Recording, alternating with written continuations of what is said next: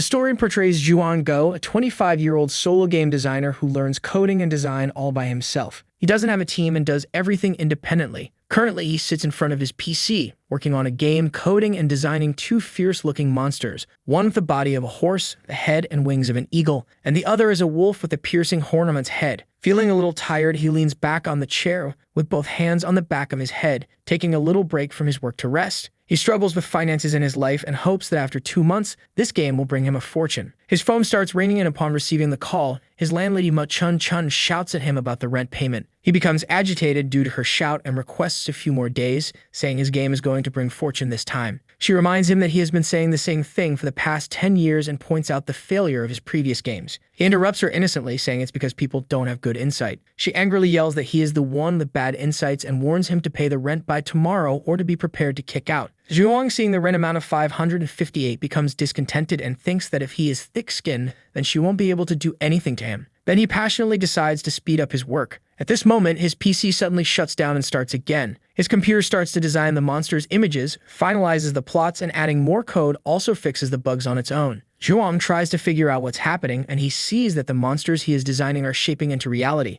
Zhuang, seeing his PC crashing and overloading, becomes very freaked, thinking that his life is over. But he is confused and still sees the lights on the monitor. He sees his game Fantasy World is releasing with its releasing platform of Earth and completes its 15 to 30 and finally 100% release in no time. At this moment, his game and all its elements turn into reality. Suddenly, Zhuang's whole resident building starts to shake like it is due to the earthquake. He rushes towards the exit and leaves the building. Upon reaching out, he becomes very surprised to see a very gigantic tree with large roots surrounding the entire building. While looking at everything around him, it looks familiar to him. People seem very nervous, wondering what's going on and why their phones lost all the signals. Then they see a flying monster and media helicopter collide together. The helicopter crashes, and the monster, after hitting it, cannot keep himself in the air and also falls onto the ground. All the people have run away, but the monster with his furious red eyes stands, and there is a cute little helpless child with a little fluffy bunny toy in his hands on the ground in front of him. Zhuang, standing horrified in front of the monster, recognizes that the monster is the same monster he designed, and according to the story, the monster is named Graffin. It is a rank C monster with a special ability to scream, creating shockwaves that can injure ears. The monster in front of the little child rears angrily. Zhuang sees all these darts toward the child and in no time protects her from Griffin's screams by covering her ears. Then shortly, a wolf with a horn appears to be running towards them, crushing the vehicles in its way. He kills the Graffin by piercing the horn through his body. This monster is named Horned Dire Wolf, an elite rank B monster having a strong and sharp horn with special skills of lightning charge. Zhuang, after seeing all this, becomes unconscious while guessing as usual that now he does not have to pay the rent anymore. Zhuang starts to open up his eyes, and upon gaining consciousness, he finds himself in the hospital with the same little girl napping near him. Still thinking about whether the monsters that they become are real or not, he turns on the TV to confirm all this and sees the same. Media reporters are broadcasting about the giant tree. It has reached about 5,000 meters of its height, but still cannot reach its waist. A little bat monster attacks the media reporter, and they change the broadcaster, showing a large hole that goes deep under the ground. In this, they are showing that a team of professionals have reached 1,000 meters down the hole, and a monster attacks on them. Then an emergency announcement starts, announcing the players to gather at the reception hall to fight the monsters. Zhuang thinks about the players and these monsters. Then a setting screen pops out in front of him. Zhuang finds these settings as exactly designed by him for his fantasy world. He sees his stats, which shows him a game designer. He tries to open the inventory and skills panel, but both are inaccessible to him because he finds out he is an NPC. He is also unable to use the change profession system. He becomes confusingly disappointed to see that he is just a peasant, and being a game designer, he doesn't get a player identity. Suddenly, landlady Ma Chun Chun opens the door, and Zhuang immediately covers himself up with the blanket. She says to him to stop acting. The TV is still playing. She also brings some apples for him. Zhuang, trying to smile while scratching the back of his head, asks Ma Chun why she came here. She replies while looking at an apple in her hands that the hospital informs her about him. Otherwise, why does she want to come here? Upon this, Zhuang says to her that he is also well aware only Ma always treats him the best. Now the child wakes up, and while scrubbing her eyes and seeing Zhuang in front of her, she hugs him excitedly and says finally Papa is awake. Ma Chun, on hearing this, becomes surprised and inquires with little anger that he already has a child. Then Zhuang immediately explains how this little girl met him. Ma Chun, while affectionately rubbing her hand on the little girl, realizes that she might have lost her memory and will also try to help her by registering her lost child status. She tells Zhuang to take care of her before her parents find her. He unhesitatingly asks Mei to lower his rental fee.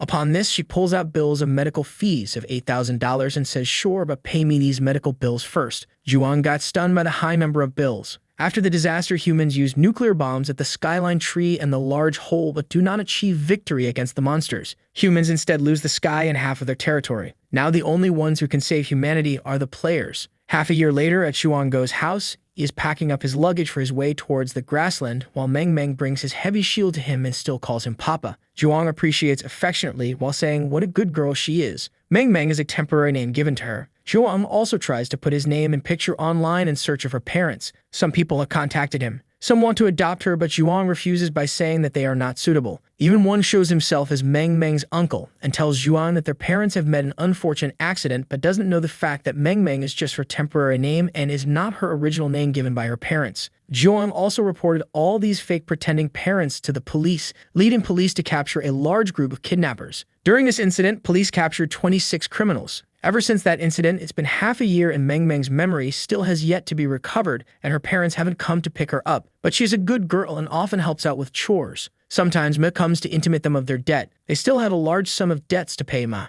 Zhuang once almost sends her to an orphanage but changes his mind and brings her back home. This fantasy world has two main monster areas, the underground monsters that are very strong and wild monsters that are slightly weaker. Zhuang with his luggage reaches S-City nearby grassland, where he hunts down and kills horned rabbits. He uses his shield to protect him from attacks and spades to kill him. Zhuang, after completing his mission of rabbit hunting just laying on the grass, then a notification pops out in front of him showing that he has killed 10,000 horned rabbits and has obtained the title of Rabbit Hunter. As a game designer, Zhuang has created plots for players and many for NPCs. This Rabbit Hunter title has been specifically given to NPC. According to the plot, the normal NPC has to become a hero in this fantasy world. After activating the hidden plot, he has to join the players to defeat the Demon Lord. Zhuang discovers this NPC and decides to get rid of him and also replace himself with that NPC. He tries to stop him from killing the horned rabbits. Half a year ago, he got rid of the NPC. First, he tries to convince him as he is just an NPC and cannot become a player no matter what he does. He also tries to stop him from killing cute rabbits.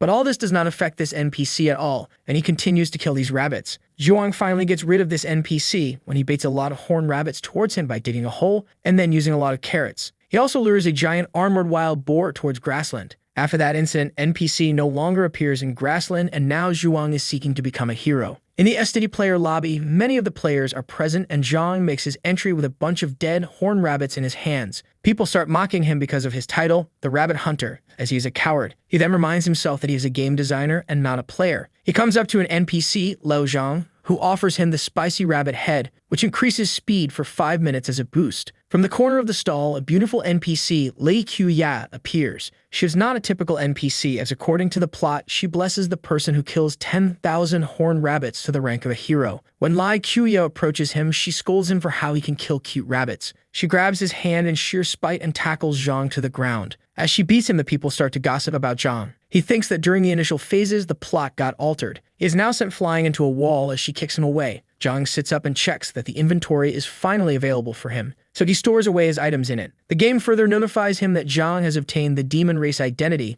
with a unique skill set of demon imitation, demon transformation, and race talent. This announcement is made to the entire while keeping his identity hidden. Meanwhile, in the Players Association building, the City Association chairman Lei Qiu asks his secretary, Lai Bingyun, for something out of the ordinary happening in the city. She briefs him on all the vital dungeon-related news, and then the conversation shifts to Zhuang. They discuss how he got beaten in the lobby by an NPC. Lai Qiu tells Lai Bingyun to find him and make him join the logistics team. Lai Bingyun agrees her assigned task. Zhang is out again in the S-City grasslands to hunt horned rabbits. He is taking on a horde of the horned rabbits to gain EXP, so instead of running away, he has decided to fight them. And after becoming a demon, his better attributes have increased his speed, thus rendering the rabbits weak against him. During all this, he goes up to level 2. Zhang now activates his race skill, demon imitation, and stuns all the rabbits in his vicinity as all have lost consciousness now. And since activating his demon skills, Zhang has been going on horned rabbit hunts to gain experience points. But then a time comes when hunting horned rabbits is not offering any EXP, so he decides to form higher-ranking monsters.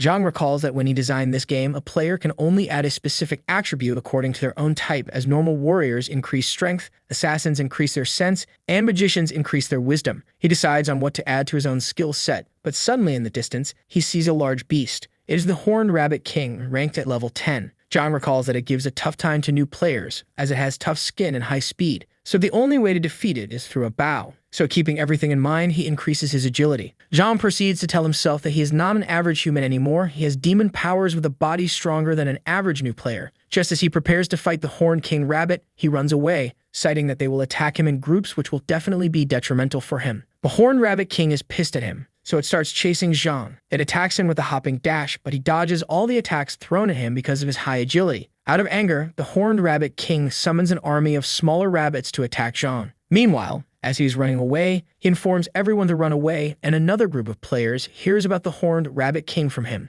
They are excited as it drops rare equipment when killed. They instantly hear his plea to save Zhang, but the very next moment everyone is being chased now. The group is shocked at his speed of running. Zhang pledges that the next time he meets the Horned Rabbit King, he will beat it senselessly. Zhuang shows up back at his house and is met by Meng at the door as she hugs him. He then recalls that after adopting Meng, the landlady Ma Chun has become more supportive towards her upbringing. Their stomach growls as they sit together, so Zhuang decides to cook fried rice. But as he checks the storage in the refrigerator, he finds out that there is no rice and eggs inside. All of a sudden, Meng shows up and tells him that she is not hungry anymore, which makes him think that he has been only feeding her terrible food combinations. So he apologizes to her and asks Meng if she wants to eat fried chicken. She enthusiastically agrees, but the very next moment refuses to eat, citing that if they spend money on the food, there will be issues in paying the rent. Now Zhuang checks the balance in his account, and after seeing some amount in it, he tells her that they can have a big feast. So he orders the Silver Arch family meal from a restaurant. The attention shifts towards the players being treated as idols after the advent of that disaster. Their various traits and powers, as well as their riches, leave the people awestruck. Due to their identities, they can enter dungeons and loot the magical drops of various wild monsters in underground terrains.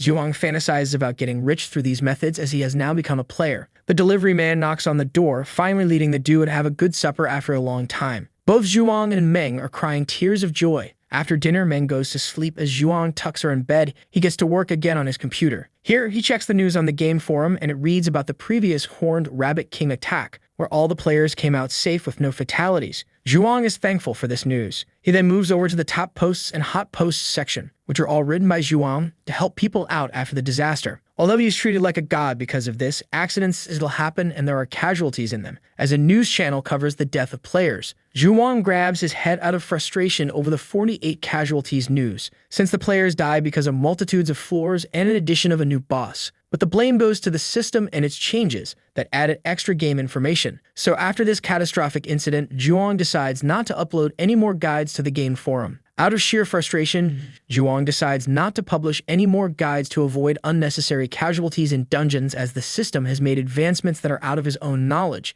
and at this point he is misguiding people to their deaths. The next day, Zhuang visits Greenland near the city again with one aim on his mind: to earn some money. His only motivation is that he cannot see Meng hungry at all costs, so he decides to upgrade himself from level 6 to level 10, so that he could finally avail himself of the profession-changing mission and enter the underground dungeon to earn some magic crystals. Now, he looks at the armored wild boars in front of him, which stay together in groups and do not drop any magic crystals. Furthermore, he explains that due to this, people avoid hunting them, but Zhuang knows that there is a hidden reward if a player slays 100 armored wild boars. Instead of a gradual decrease in EXP earned, they will receive double the EXP. With that said, he starts killing the boars one by one. All of a sudden, even tougher boars show up and they start chasing him around. The very next moment, he receives a notification that he can use the demon imitation again. Zhuang activates his skill and stuns all of the armored boars in his vicinity, rendering them unconscious. He starts killing them one by one again, and with that, Zhuang finally hits level 10. So he finally receives the profession change mission, where Zhuang has to clear the demon wolf dungeon at the northern side of the skyline tree within 60 minutes.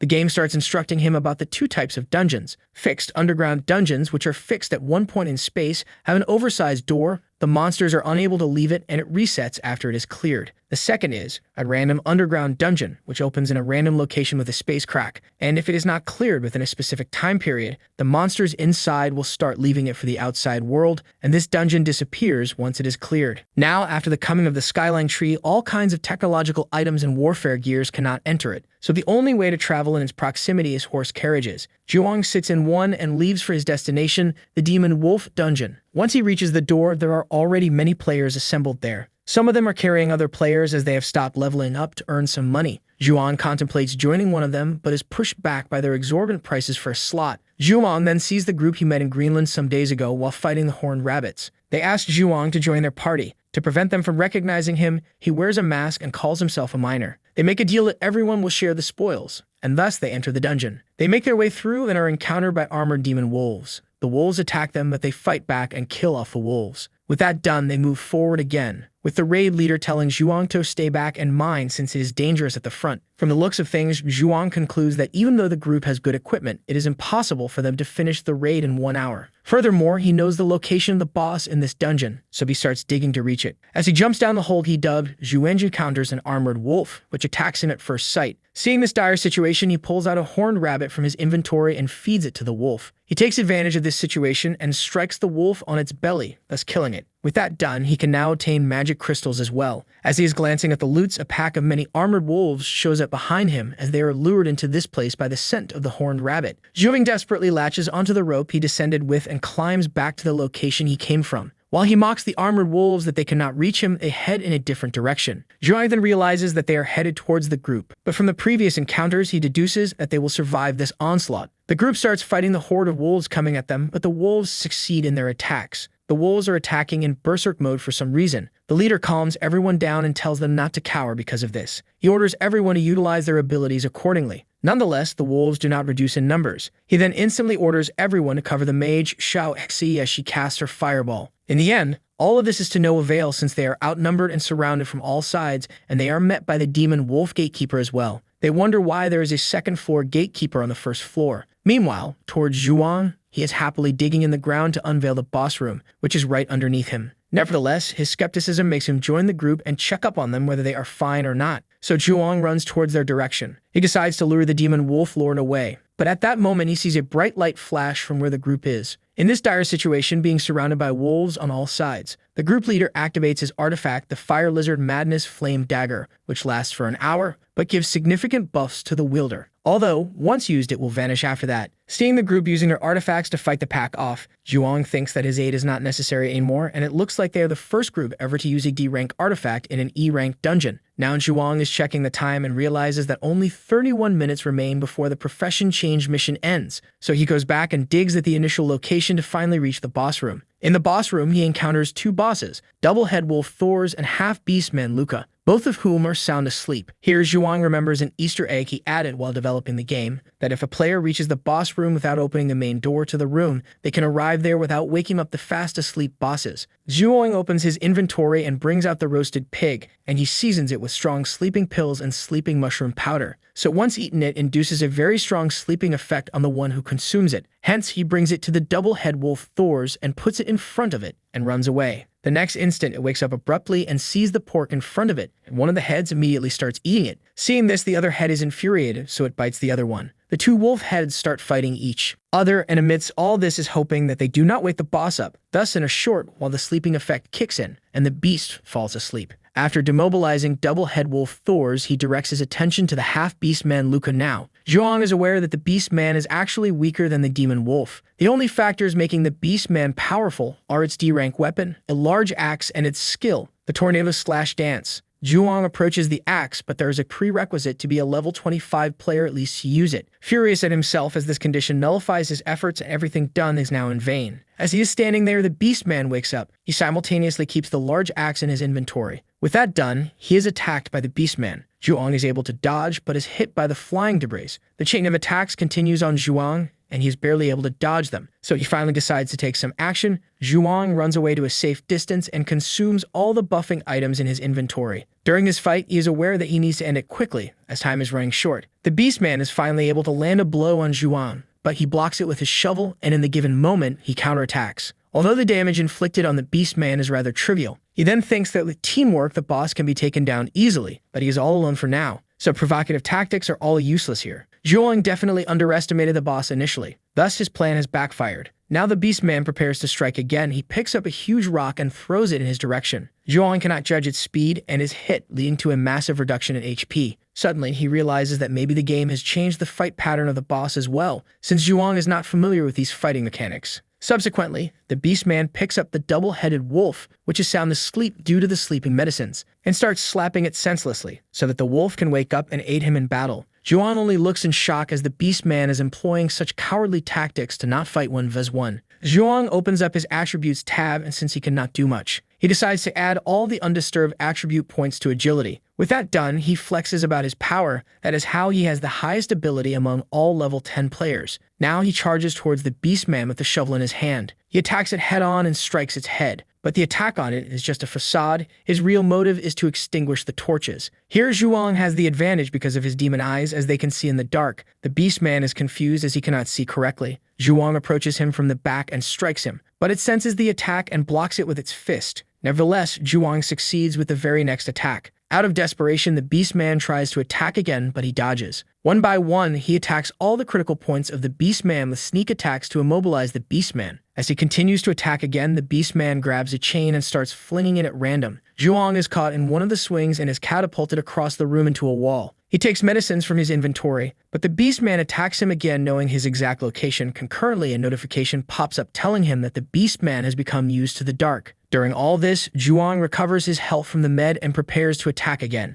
Zhuang jumps up and lands consecutive blows, which makes its HP fall to almost half. But that creates more problems for Zhuang, as the Beastman has now entered a berserk state. The Beastman has activated his berserk mode and has locked onto Zhuang as his target. It thrusts a punch towards Zhuang, which he tries to block but to no avail, as the strength of the punch breaks the shovel into two. This punch yet again catapults Zhuang into a wall. He is gasping for air while he bleeds. He knows that another of such a hit will definitely mean his death. The Beastman unleashes another attack, but Zhuang barely dodges another time. With no other choice remaining, Zhuang finally decides to use his trump card, the Demon Raise Transformation. This skill lets him transform into a demon and raises all his attributes by 20 points, but the only downside is its short duration of 29 seconds. From Zhuang, an imposing demonic aura is emanating, which instills fear into the heart of the Beastman. In this situation, the Beastman starts hurling rocks towards a demonic Zhuang, but the efforts are futile. Hence, Zhuang finally approaches him and beats the Beastman to a pulp with consecutive punches,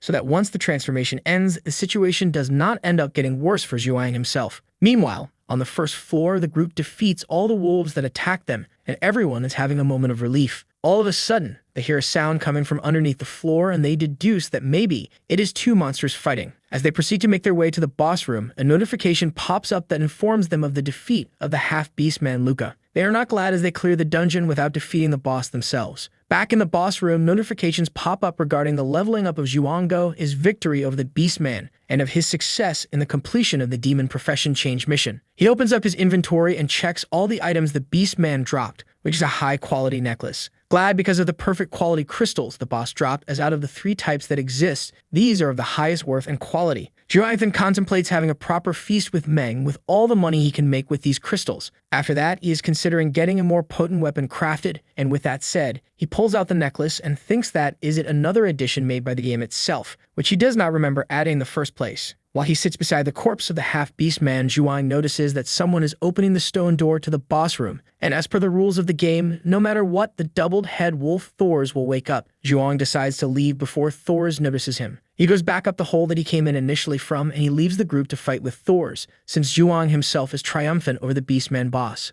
The group opens the stone door, and after seeing the boss eliminated, they start questioning how it is even possible for the beastman to be defeated like that. They speculate that the double-headed wolf betrayed and killed his boss off. Thors notices the group and looks at them in anger, but nonetheless, after some fighting, they defeat the double-headed wolf. They are tense about the fact that this dungeon showed them misfortune from the beginning, as they get to earn a negative credit, had to use an artifact, and only receive E-rank crystals and some other useless items which are not worth their value. While the group is anguishing over its failure to receive anything useful, a notification pops up telling them that they have broken the previous fastest record to clear this dungeon, and it asks them if they would like to announce it globally. Without a second thought, they agree and make the squad the Flame Lizard Squad and its members famous worldwide. All the members receive the title Wolf Hunter. The news reaches the people, and although the reactions are mixed, they are shocked at this news. The squad members are happy since they can cash in on this fame and join some good guilds. They further notice that the Wolf Hunter title gives them an attack buff. Now they make their way back to the entrance, where they last dropped off Zhuang. Xiaozhang sees him and criticizes Zhuang for not excavating enough crystals,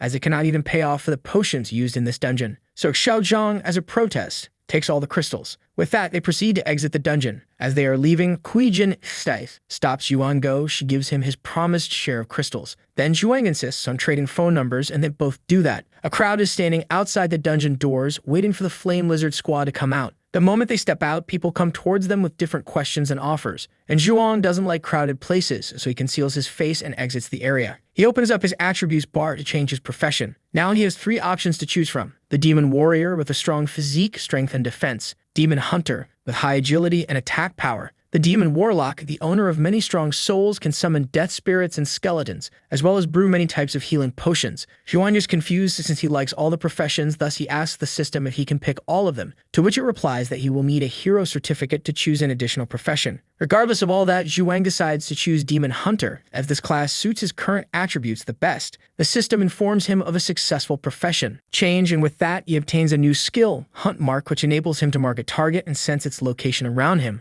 Along with this, the attack points will also be doubled. Ecstatic over the new ability unlocked, as it will prove to be helpful in solo dungeon clearances. At the Player Association Managing Center, there is a discussion going on regarding the Goddess Martial Artist Guild. There they are battling dark elves westwards of the Skyline Tree, and as of now 40 players have been killed, the Goddess Martial Artist has gone missing, and the co-leader is also dead. The chairman, Lei Q, is definitely frustrated about this, so he asks Lai Bingyun how many people know about this. She cites that to avoid chaos and panic, the information is not disclosed yet. Furthermore, she adds that the higher-ups are wishful for them to arrange other player guilds to provide assistance on the battlefield. On the S-City outskirt grasslands, Zhuang just leaving the area in the horse-drawn carriage. As soon as he leaves, he receives mobile signals again. He receives messages from Ma Chun that Meng is sick, and both of them are at the hospital right now. Zhuang rushes to the hospital room. Ma Chun scolds him to be quieter as she just fell asleep. Later on, she tells him that Meng has a high fever. After that, she questions his absence for the past 2 days. He replies that he has been earning money and can finally pay the rent and medical fees as well as all the miscellaneous expenses. Nonetheless, he pulls out crystals he mined from the dungeons and tells Ma Chun to sell them. In the meantime, a nurse knocks on the door and asks for the parents of the patient. Zhuang goes and consults the doctor regarding the issue with Meng. So the doctor prepares himself and tells Zhuang that Meng has a large amount of magical elements inside her body. Thus, she is diagnosed with Magic Element Syndrome. Magic Element Syndrome is basically the new cancer of this magical generation. Since the advent of the game in the real world, along with normal elements that compose air, magical elements are constituting the air too. The body will absorb these particles and stack them inside, subsequently leading to health complications. Its symptoms being high fevers, sleepiness and lethargy, loss of appetite, and growth of black dots on the skin. The doctor now states that conventional medicine cannot help her, and even a protection cure method is useless since the amount of magical elements in her is 10 times more than an average patient. He goes outside and contemplates his plan to save Meng, and the only way to do so is by raiding burial grounds, where there is a chance of the lasso tears being dropped, as this item has the ability to cure all ailments. The prerequisite for this dungeon is a solo player raiding it, which by far is an optimum condition for Zhuang to raid after his recent advancements, so he is all prepared to attack it. After the consultation with the doctor, Zhuang goes back to Meng, where Ma Chun asks him about the condition. Zhuang tries to divert the original reason by saying that it is just a normal fever, and the money for the medical fees is not enough for now, so he needs to make more. Ma Chun tries to support him by postponing his rental payment as he needs to focus solely on the medical bills. Afterwards, Ma Chun sees that his body is dirty, so she orders him to take a bath. Only Zhuang knows that this is because of the dungeons. Meanwhile, Ma Chun takes care of Meng for the night. In the shower, Zhuang realizes that his physique is altered after becoming a part of the demon race, but this has also given him a desire to destroy things as well. Furthermore, even though he is at level 13, his stats are superior to most level 20 players. Along with the recent skill, Hunt Mark, he can easily clear D-ranked dungeons with no issues. With that said, he goes outside on Chang'an Street, which is famous for the trade of weapons for the players. On one side of the street, someone is buying a mystical dog, and the way to tame it is rather cruel, as electrocution is required. Zhuang condemns this act, citing that there is no cure to human nature, and moves on towards his destination, the Magic Crystal Exchange Store. He notices that the magic crystals are decreasing in value by the day, the reason being a higher number of players finding them, thus the decrease in price. Zhuang opens his inventory and gives the crystals he has to the clerk. Another player comes from behind and praises the value of the D-rank crystal, and says that only if he would have been selling these 6 months ago, people would be fighting to buy it. Nonetheless, he sells the crystals and receives the allotted money. After the exchange, he visits the Lao Kao weapon store, where he finds different weapons like the Wind Frost long sword and the Water Crystal dagger. Since he cannot afford anything here, he leaves the store. As Zhuang is walking outside, he finds a roadside merchant selling weapons, and a peculiar sword suddenly catches his eye. It is the Balder Cursed Sword, and since it has 3 active effects on it, Zhuang wants to purchase it, but the merchant puts an exorbitant price on it, as well as informs him that this sword is not made for humans. Here, Zhuang decides to trade it with the axe he got from the half-beast man. Both parties are glad over this barter. Now he comes back to the hospital and asks the receptionist to upgrade their room to a VIP sick room. Lechan receives a message about a bank transfer. It is from Zhuang, who has paid off all dues and bills that have been pending up till now. Zhuang further informs her that he will be away for some days, so she needs to take care of Meng. After all this, she deduces that he has lied to her because a normal fever does not require a VIP sick room. Meanwhile, in the Great Rift Valley, which is situated 100 kilometers away from the city and 120 kilometers from the skyline tree, it still comes within the area of the tree, thus leading to one being unable to drive in this area. So Zhuang has to walk 30 kilometers to reach the destination. On the map, he searches for the Darren village as it is in his vicinity. Furthermore, he tries to recall that the burial ground should be in the deepest area of the Mist Fog Forest. And to unlock the dungeon, Zhuang requires a mission map that will lead him to the location. For that, he needs to go to Darren Village. It is a place where many high-ranked players gather and is an important resource supply station for the West Defense area. In the village at a certain barn, a squad of players are bargaining with a villager NPC to avail the aforesaid mission. Xiao Hao from the squad is infuriated at his outrageous demand of wanting a beautiful girl in exchange for the mission. Adding to that, the NPC also scammed them into giving him their food resources. Suddenly, Zhuang shows up and does not pay heed to the squad before him. From his inventory, he brings out an erotic magazine and gives it to the NPC. He offers him even more magazines, and then the NPC also asks for some wine, which Zhuang also gives to him. The NPC asks Zhuang for another request to write a love letter to the neighboring Juliet. After that, he will evaluate whether to give him the mission or not. Zhuang takes out a paper and starts writing it. The squad is merely watching him as bystanders.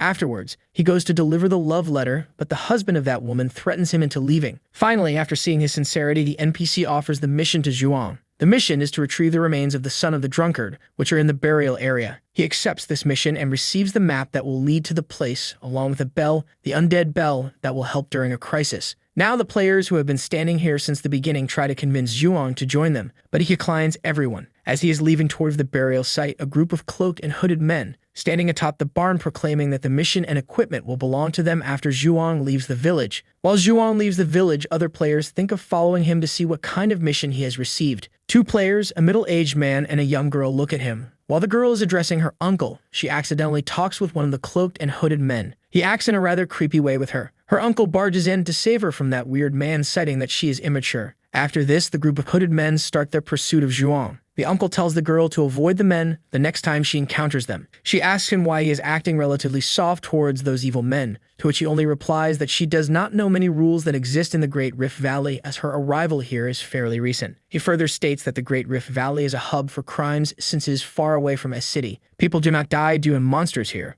but due to the group called poisonous snakes. To combat all this, the association is rather not willing to work, so people who are targets of the poisonous snakes are in danger. The uncle further elaborates that naivety and going solo might be the end of such players who are doing dangerous missions like Zhuang. Meanwhile, Zhuang makes it to the entrance of the Mist Fog Forest. While he is standing, he catches a glimpse of the poisonous snakes from the corner of his eye and concludes that they will attack him once he enters the forest. With that said, he starts to walk in. 4 of the poisonous snakes begin attacking Zhuang. The archer misses his shot at him, so the caster comes out and casts an inferno spell to attack Zhuang. He dodges the attack and hides behind a tree. Now Zhuang is running at full speed ahead, but he stops as his demon instincts sense some danger nearby. He enables his demon eyes to see better, and the very next instant, a stealthy attacker jumps down from the tree and ambushes him. The attacker is surprised that Zhuang can see through his stealth. During this fight, another archer fires multiple arrows called Arrow Rainstorm in his direction. Zhuang deflects all of them with his blade. He realizes that the group is utilizing good combos to attack him. He runs away from the last place and shortly afterwards stops. One of the archers who is pursuing him aims for his head, but Zhuang dodges it and it hits the tree behind him. Suddenly, the tree comes alive. It starts to move and squirm. It is revealed that the tree is a boss, the bloodthirsty demon tree. It locks onto the members of the poisonous snake, and all the group can do is tremble in fear. The bloodthirsty demon tree awakens, and all the poisonous snake group can do is look at it in despair as they have fallen into his trap. The tree attacks the group, and the group betrays one of the members, citing that the aggression will be transferred to the person who is closest to the tree. Thus, it impales that person with its roots, and the tree gradually saps out his inner contents until he becomes a dry skeleton. Finding their chance, the rest of the group escapes to save their lives. Zhuang looks at them in frustration as they turn against their own comrades to save their hides. As the group is making a run for it, they realize that the aggression of the boss is targeted at another member, not the member sacrificed. The roots of the demon tree start unearthing and attack that member. Meanwhile, Brother Zhang, the user of the stealth ability, covers himself up and runs away. But in a twist of events, the tree attacks Brother Zhang too while he is in his stealth mode and saps the life out of him as well. Now the last two members of the poisonous snake remain. They stand still while deducing all the possibilities to make out alive. They conclude that the boss is not attacking people with aggro, but is most probably attacking all the moving targets. He further deduces that this is the reason Zhuang has not been attacked once by the tree, since he might be familiar with the fighting style of this boss. Xiao Wu, one of the two, starts moving but is stopped by his comrade. His comrade orders Xiao Wu to attack Zhuang with the flame snake. He prepares his attack and targets Zhuang, but he dodges the attack, which almost hits the tree. Seeing this, Xiao Wu changes the trajectory of the attack and sends it up in the sky, or else the tree would have attacked him. They question the fact that Zhuang is moving but is not being targeted by the tree, which bamboozles them a bit. Zhuang, on the other hand, praises their quick wits for understanding the attack pattern of the demon tree. Now from his inventory, he takes out a bow and arrow and shoots at Xiao Wu. He instantly notices the attack and dodges it with a burst fireball. His partner warns him that Zhuang is baiting him to do these sorts of movements. In the midst of all this, Xiao Wu accidentally throws a projectile fireball at the boss,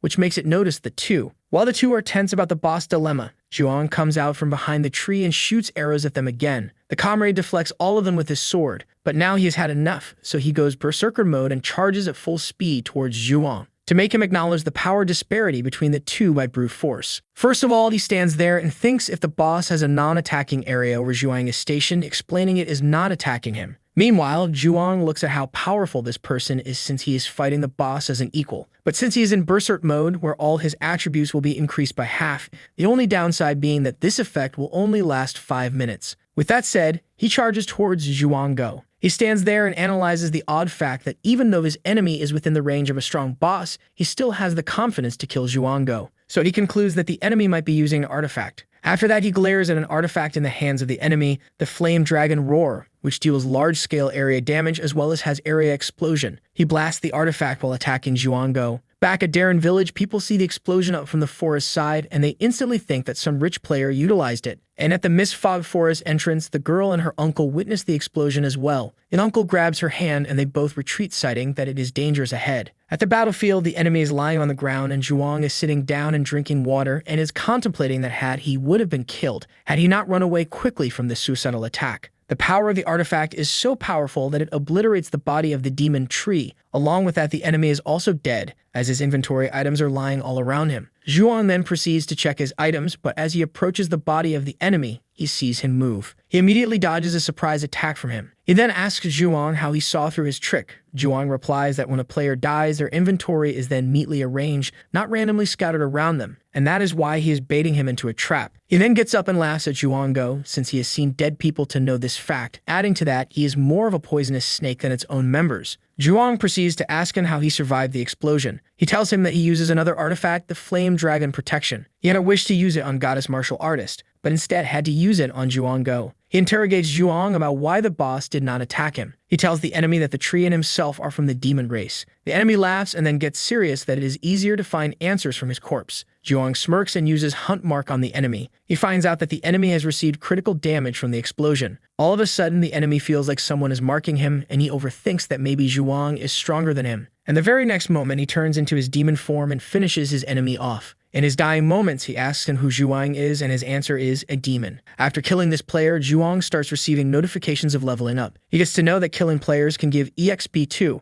and that the Hunt Mark skill can be upgraded as well. Zhuang collects the items dropped by the dead members of the poisonous snake. His attention shifts to a particular sword, the Vibrator Metal Longsword, which increases damage through vibrations. Zhuang is afraid that only berserkers and similar professions can use it, but not him. Then he picks the transformation ring of his enemy Wu-Tu, which allows a player to equip 2 artifacts at a time. Zhuang is shocked that the ring isn't a rank equipment, and it can only be in B-rank dungeons or higher, and to obtain it, there are only a handful of guilds that can clear these dungeons. He is shocked by how he obtained such a good item. In another part of the forest, the 9th Attack Force Squad of the Green Goat Guild is pursuing the area of the explosion. They find the 4 corpses of the members of the poisonous snake, citing that a wild boss killed them. The leader of the squad sees a similar face amongst the corpses, the body of the little brother of the guild leader Zhang Tianyi. The squad members start gossiping that he does not like participating in dungeons, so he chose to become a poisonous snake. The leader deduces that the guild leader also gave him many rare pieces of equipment, so he cannot just lose to a mere wild boss.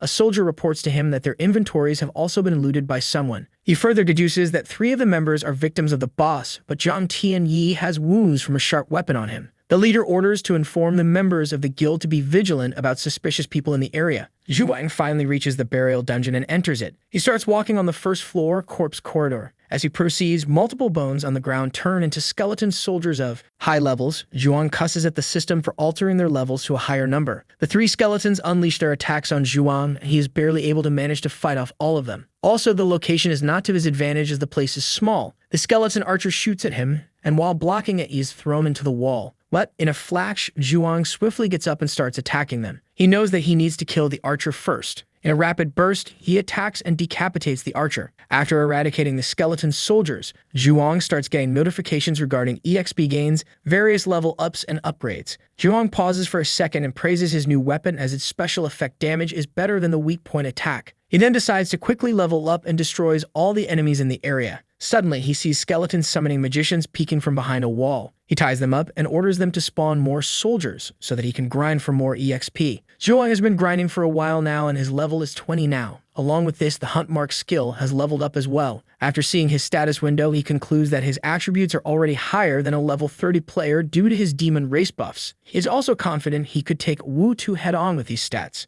Now he diverts his attention to the tied-up skeleton summoning magicians, who commit suicide right in front of him. Nonetheless, he makes his way to the next floor. Lying next to the door, he finds the remains of Kaishan De, the son of the drunkard. But as he analyzes the place even more, he finds out an army of level 37 armored knights and a skeleton lord of unknown levels is commanding them from his throne. The door behind him suddenly closes, and now he is stuck on the second floor, Death Plaza. Out of panic, he thinks that the boss should be on the third floor and not the second. He laments that the system even changed the map monsters, and this is no longer the dungeon Zhuang designed. Now the armored skeletons begin their onslaught on Zhuang. He blocks their attacks and tries to counterattack out of desperation, but he cannot deal any damage because of the armor. So he proceeds to use Hunt Mark on the knight, and to his surprise, the enemy has no weak points. He is petrified at this revelation. He further questions whether they are wearing the netherwave armor of the elf tribe. Again, the knights begin their attacks on Zhuang. Yet again, he barely blocks them. He is hit once more, which catapults him into the wall. He wonders that it was inevitable for the son of that drunkard to die here. The knights start to surround him, and the only thing he can think of is his death. After facing all these attacks, he cannot muster any strength to fight back. He thinks of Mechun Chun and Meng Meng and apologizes.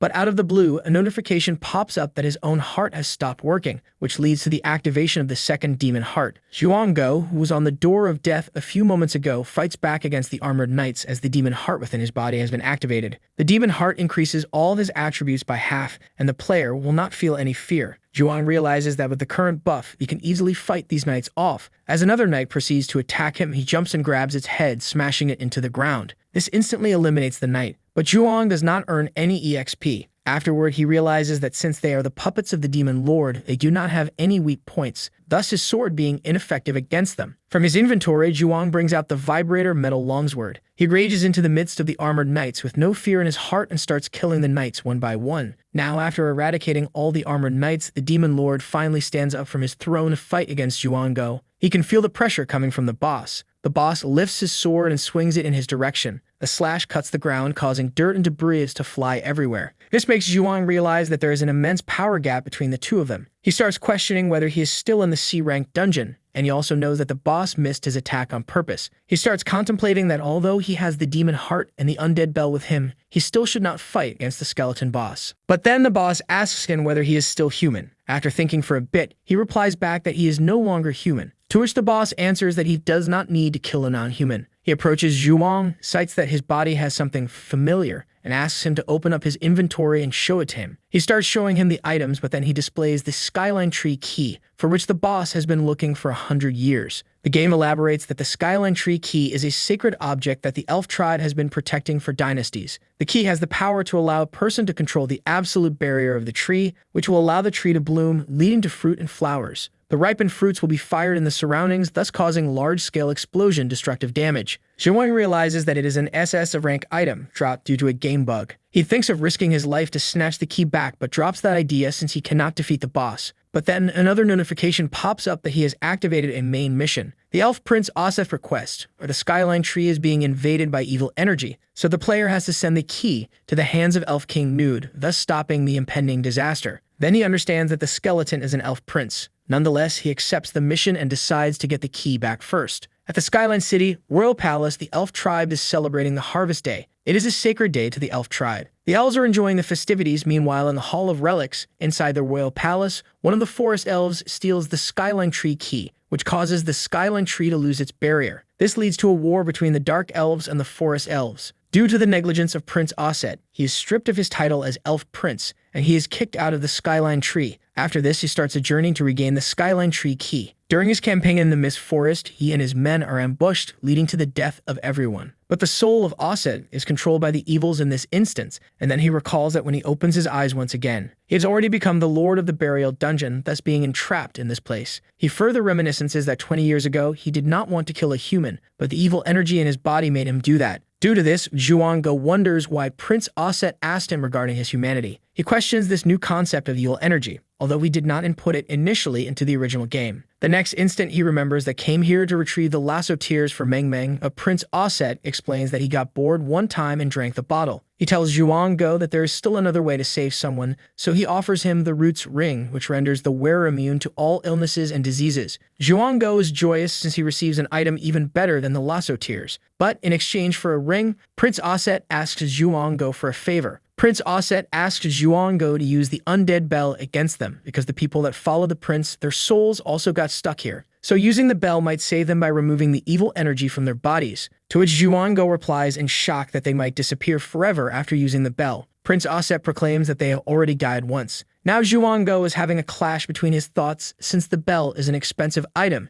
and using it here might be wasteful. But he needs the ring to save Meng too. Nonetheless, he uses the bell, and all the souls entrapped in the dungeon finally become free. Every soul is dissipated except that of Prince Osset. Zhuanggo asks him this in surprise. He replies back that he is too strong to be eliminated by the bell. Zhuanggo is agitated by this fact since he will not get any loot if the boss does not die. He then tells Prince Osset that he cannot leave the dungeon if he does not die. The prince uses his powers and opens a transport gate for him to leave. He then hands over a letter to Zhuanggo to give it to his father. Zhuang finally teleports to the outside world. After this, he starts reading the erotic magazine Zhuang gave him, but then he suddenly remembers that the transport gate teleports to a random location. After the disappearance of the goddess martial artists, the Dark Elves cross the first war line, attacking the humans in the most ferocious onslaught in history. The war consists of human and non-human forces alike. During the battle, a griffin attacks Jiang Hao, who is ultimately saved by the second offensive team captain of the Goddess Martial Artist Guild, Lai Zongyun. Jiang informs Lai that both Luke Xing and Jiang Zi have been killed in the battle, and that there is no point in fighting since the Dark Elves are hiding in the forest and controlling monsters to fight the guild. So their chances of winning are 0. To this, Lai tells Jiang that they have to defend this line of defense before the Goddess Martial Artist returns. Jiang laments that she has been missing for over a month now. If she does not return, all of them will die in the process. The next moment, petals start falling from the sky. Both Lai and Zhuang look at the skyline tree as it changes its color to red. From within the forest, the Dark Elves signal their comrades to retreat.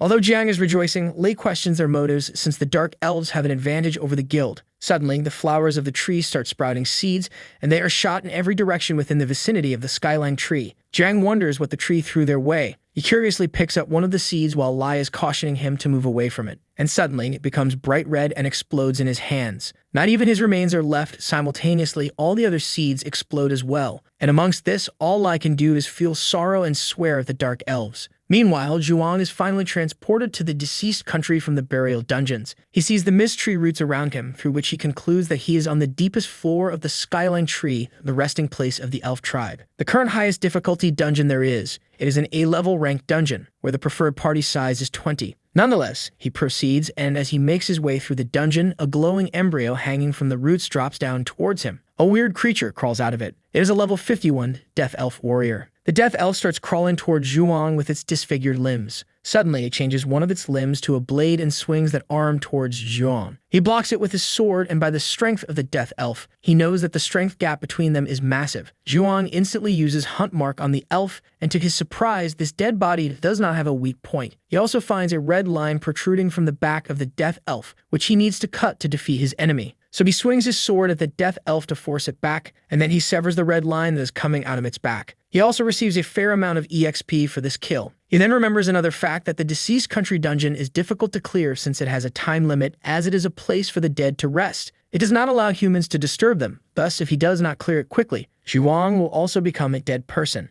With that said, the other entities in the dungeon start spawning out of their embryos as well, and it will spell disaster for Zhuang if they all attack together. The spawned enemies now start chasing him, and all Zhuang can do is lament the skeleton prince for sending him here. Still, he fights back and kills off all the death elves chasing him. Later on, he notices his hand acting strangely. He realizes that a virus is controlling it, and he deduces that if it spreads in his entire body, he will be controlled and entrapped here forever. With that said, he brings out the ring the skeleton prince gave him earlier. Since it is made out of the roots of the skyline tree, it should protect him from the virus. Once again, the embryos behind him start to glow, and the death elves attack him again. With no option in sight, he chooses to go in his demonic form to fight against all of them. Suddenly, a large blast erupts in front of him. Zhuang only looks in shock, and thus, walking from the other side, the female martial goddess makes her appearance. Her arrival makes Zhuang think that he is saved now. He wonders why she is here, considering she is supposed to be at the front lines. The martial goddess then walks towards him and aims her weapons at him. Zhuang is confused at first, but realizes that he is still in his demon form, thus she is treating him like an enemy. The martial goddess thinks for a second, and then puts her weapon down, just because she feels a sense of familiarity from Zhuang, as if she has known him for a long time.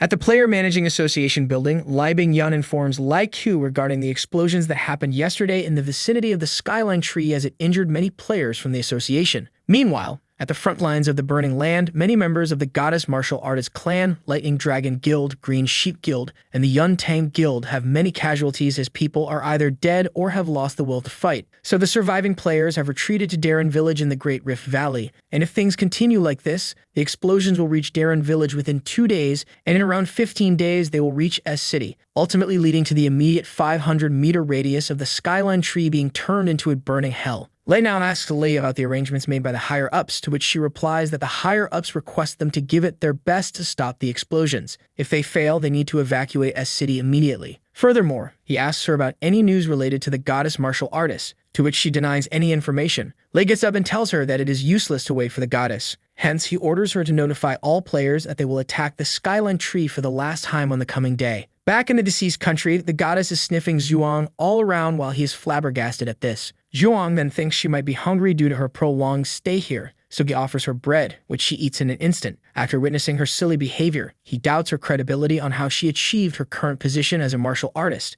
to which she replies that even she does not know. And 6 months ago, when the game invaded Earth, she became the goddess martial artist. Zhuang stands in shock as she hears his thoughts. She then tells him her special passive skill, where she can know what people are thinking about within a 5-meter radius. This astonishes Zhuang since he cannot let her know that he is the game developer. With everything aside, she asks him if he knows the way out of this place, as she has been fighting here for over a month now, and the monsters here cannot be killed off completely. Zhuang informs her that the boss should be at the highest place above them. Hearing this, she instantly charges up and rushes towards the roof, but she fails to destroy it. The goddess admits her frailty that she cannot win against it. Zhuang further notifies her that it is an A-rank dungeon, and the current hardest dungeon to clear. Plus, she cannot clear it all alone. Suddenly, behind Zhuang, something falls down from above. It is an S-rank monster named Nodo Arad. He is the previous elf king, but was corrupted by evil energy, leading him to become a guardian of the deceased country. He walks forwards and accuses Zhuang of thievery. Then a notification window pops up asking Zhuang to give the key to Elf King Nodo Arad. He hands the key to him and also gives him the letter, stating that his son, Osset, sent these for him. The goddess martial artist and Zhuang Go are now teleported to the front lines in the vicinity of the skyline tree. Zhuang notices that the tree has finally bloomed. He then questions the fact that why did it bloom, although he has been in his possession. In all this, the goddess approaches an injured soldier, but his health is too low to use healing on them. Then that soldier requests her not to waste her energy on him. Instead, she should go to the skyline tree and help Captain Thunder Armadillo and the others. Zhuang also tells her to hurry, as without the key, no one will be able to destroy the tree. So she grabs Zhuang in her lap and tells him to hold on tight. Meanwhile, at the royal court of the Skyline Tree, members of the association along with Thunder Armadillo, who has the strength of the lightning god, are working their way through. Along with him, the Young Tang clan leader, Jiang Kai, is working side by side, as both are doing their best to destroy a barrier shielding the Dark Elves. From inside the barrier, the Dark Elf King, Nodo Luca, only mocks the humans since they cannot break the barrier without the Skyline Tree key, as they are all helpless in this situation. They try to intimidate the elves, but to no avail. The next moment, the goddess and Zhuang make it to their location. Everyone is surprised by her arrival as she finally makes an appearance. People start mocking Zhuang as the rabbit hunter when they see him with the goddess. Also, Zhuang pledges that he will not let her carry him from next time, as he is almost shaken to death in her arms. Jiang meets the goddess and he asks her to use her spear and destroy the barrier. And from beyond the barrier, the Dark Elf King asks how she escaped the deceased country, since her chances to defeat the Skeleton King are 0. Later, Noda Luca notices the skyline tree. Qian Zhuang. Due to this, he immediately commands the elves to stop him. Meanwhile, the others mock Zhuang since he is trying to break a barrier that even Thunder Armadillo could not destroy. With all this, another skirmish starts between the Dark Elf and Human factions. Now Zhuang is in the St. Relic Hall of the Royal Court, where he places the Skyline Tree key in its original place. The game confirms the game designer's identity and further asks him if he wishes to stop the Skyline Tree. The game asks again, as forcefully stopping it will lead to the complete destruction of the whole Skyline Tree. He confirms this and selects yes for its destruction. On the streets of S-City, the citizens wonder where the piddles are coming from. Simultaneously, the Skyline Tree is also shining in the distance. Meanwhile, Ma-chun worries about Zhuang in the hospital as it has been 2 weeks since his departure. And as for the tree, it sheds its petals and goes completely bare. And at the bottom of the tree, Jiang Kai, Thunder Armadillo, and the goddess martial artist are attacking Noda Luca, who is still concealed within the barrier. Luca mocks Armadillo as it is useless for him to strike, because at the end he is still a human and cannot unleash the true power of the Thunder God. But the next moment he punches again and makes a hole in the barrier. This results in the power of Luca to drain as he is shocked. He questions how he got the controlled authority of the tree. Now the barrier completely vanishes from around him and Luca is vulnerable to attacks now, thus the goddess attacks him. Since the Skyline Tree has been taken down, it is about to collapse. This throws all the humans in its proximity into jeopardy as crevices and cracks open up in the earth. Nonetheless, everyone rejoices since the humans have become victorious in this round. After some time in the S-City graveyard, Thunder, the goddess, Jiang, and the family of Lai Zhongyan stand there and mourn the deaths of the heroes who sacrificed themselves. And during the events, because of the Skyline Tree, 2,032 people sacrificed themselves, and they will be remembered as heroes who protected humanity. Back in the hospital, Meng is sitting in her bed, seeing that the nurse calls the doctor as she is woken up from the magic element syndrome. After some time, Zhuang comes and meets her. She tells him that she is hungry, to which he replies that he has money now, so he will get her a hamburger and fried chicken. Ma-chun shows up and scolds him since he does not know how to be a father. The goddess knocks on the door and eavesdrops a bit. She uses an enchantment which lets her utilize the body of Meng as a medium to communicate. Through Meng, she makes Ma-chun go unconscious, and now the spirit of the goddess is residing within Meng for the meantime. The spirit tells Zhuang that when she arrived in this world, she lost her god powers and did not expect them to be with the goddess. He asks the spirit if she is the real goddess martial artist. She affirms and denies simultaneously, since without her powers she cannot be called a god. Furthermore, she tells Zhuang that the game is continuing, so to survive he has to win it all the way. The spirit kisses Zhuang and then vanishes into thin air. Meng looks at the goddess and tells Zhuang that she is pretty. She questions herself regarding her presence in the hospital room. On the other hand, in the inland deeper area, monsters start crawling out of holes and ditches, and a notification pops up citing that the max player level is now level 90. In one of the dungeons, a squad cannot find any of the monsters or the boss, so one of the members says that the Skyline Tree collapsed just recently, thus the monster spawning has stopped. Another player is overcome with tension since he applied for a loan to buy equipment, and he might not be able to pay it back like this.